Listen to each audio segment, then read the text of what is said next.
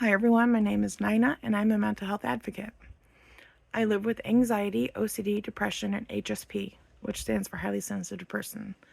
None of those things are my favorite things about me, but they are a part of me. It's not easy living with them. It's May, which is Mental Health Month, so I decided it's a good time to do another video. And over the years, I've shared my stories and my journey in hopes that I can help at least one person get through theirs a little easier. I'm not a doctor, I just go by my own opinions and what I have had help me. And sometimes I think just knowing that you're not alone really helps. Typically, I talk about things that have happened with my mental health in the past. This time I'm going to do something a little different. I'm going to talk about something I'm currently going through. I'm going through what some people call a relapse in my severe anxiety. It's annoying me. I'm not going to lie. I get so frustrated because no matter what people think and no matter how hard you try, you can't make it just go away. I use techniques that I've learned. I've gone through years of therapy now, and I feel like they've given me life skills that I needed to survive. I really, truly think therapy saved my life. I use the coping skills I've learned from there. I have a lot of coping skills that I am very proud to say are just natural instincts to me now, and that's awesome. And I've gained wisdom and learned about triggers, and I am well aware I can be in the middle of a really good movie and feel triggered, and I'm going to turn it off because it's not worth it. I can be in the middle of a book and do the same thing. A TV show, it's not worth it for me to feel that anxiety because I do that even when I'm not in the severe anxiety that I'm going through now. I also have a support team that helps me.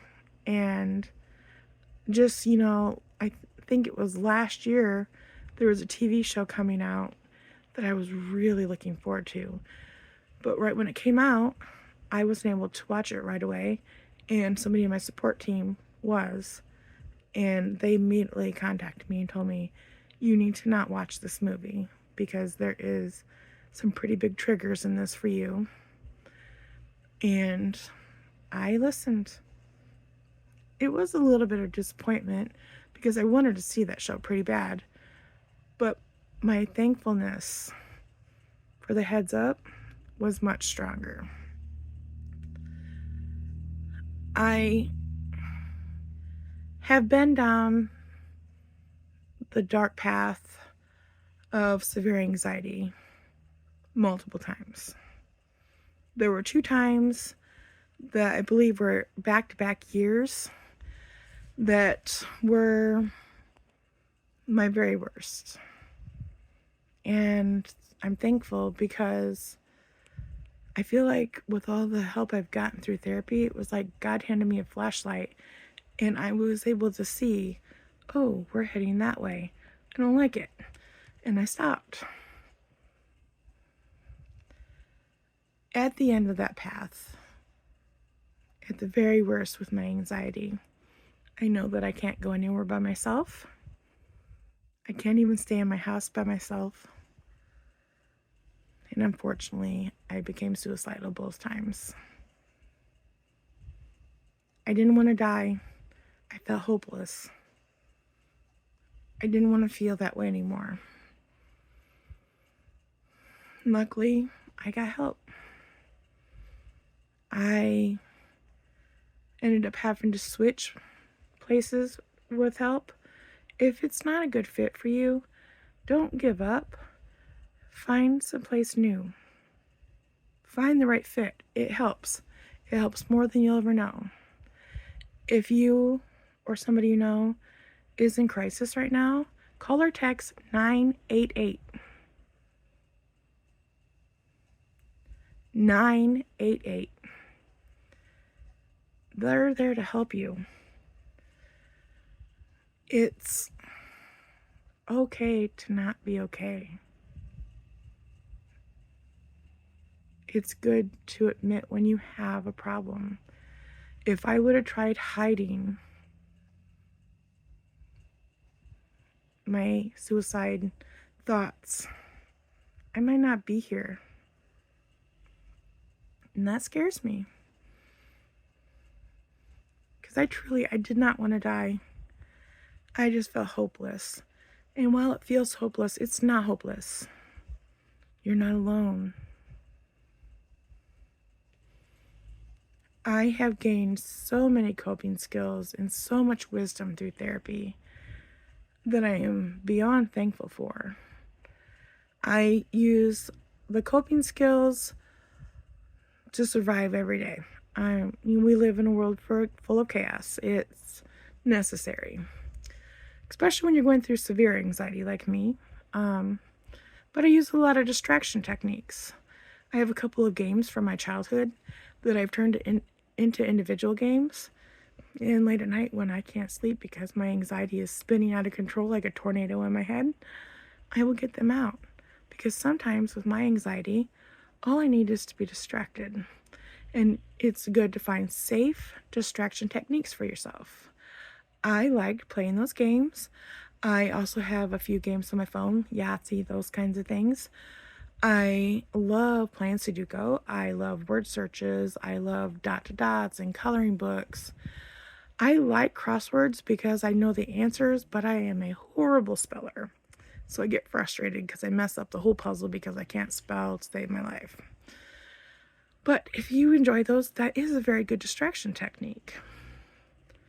I also have different movies and TV shows and books that I know that I can turn to that don't have triggers in them for me. I have a list. It's my backup list. So it's like, okay, what's something I can put in that I can watch and distract myself, and I rely on it on severe days. Unfortunately, the severe days are more often than not lately, but they're still there to help me because anxiety attacks don't make sense. Very often do they ever make sense. You can go from 0 to 100 in the blink of an eye. It is literally blink and you're at worst case scenario in your head. And you can have an anxiety attack over nothing. And I do quite literally mean nothing. You sit there and you're like, what am I even anxious about? I can't stand this. This is driving me nuts. But you don't know the answer. I have anxiety attacks that don't make sense one bit. They're just as frustrating as the ones that you don't even know what are about. I do have to be careful. I am a double checker with my anxiety. That's where my OCD kind of creeps in with it. But I know that, say the stove, I can go back and check the stove 5 times before I leave the house. It's good to check things and make sure things are safe. But if I know in my head that I've already checked that stove, me going back and checking it a second, third, fourth, fifth time, I'm just feeding the mental health monster, making it worse.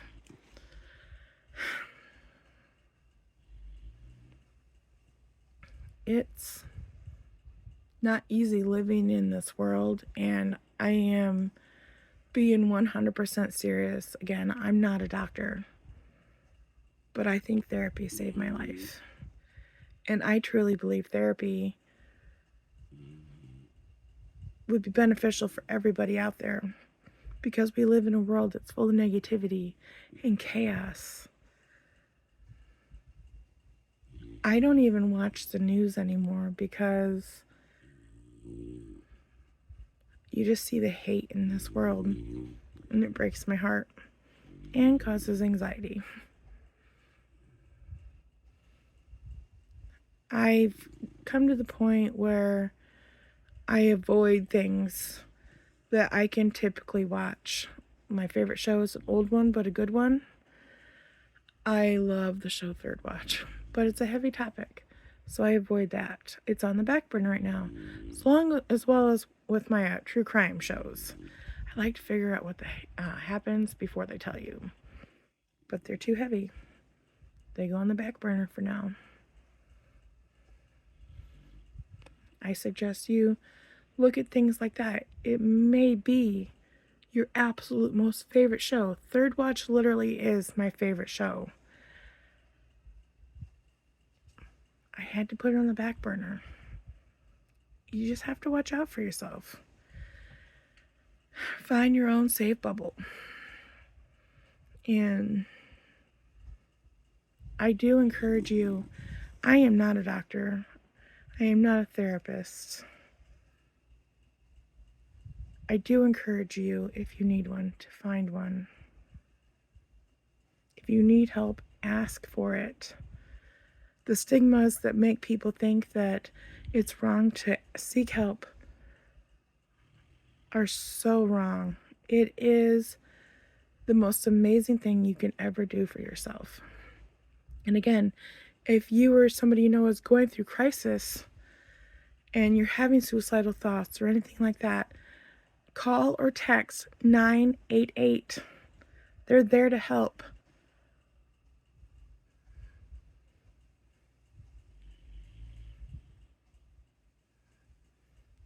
It's not shameful to admit when you need help. It can help you find a sense of inner peace. And that's priceless. I'm going to end this video with a request. Or two. I'm going to make 2 requests. If you're of the praying type, please pray for everybody with mental health issues. And for this world and the stigmas that go with them. But most of all, I ask, be kind to one another.